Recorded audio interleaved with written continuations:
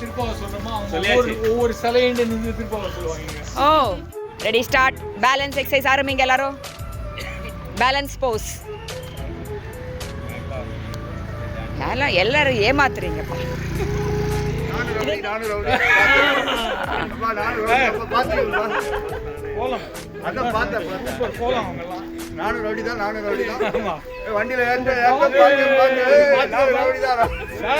Venky sir கலா madam வந்திருக்காங்க. Morning sir.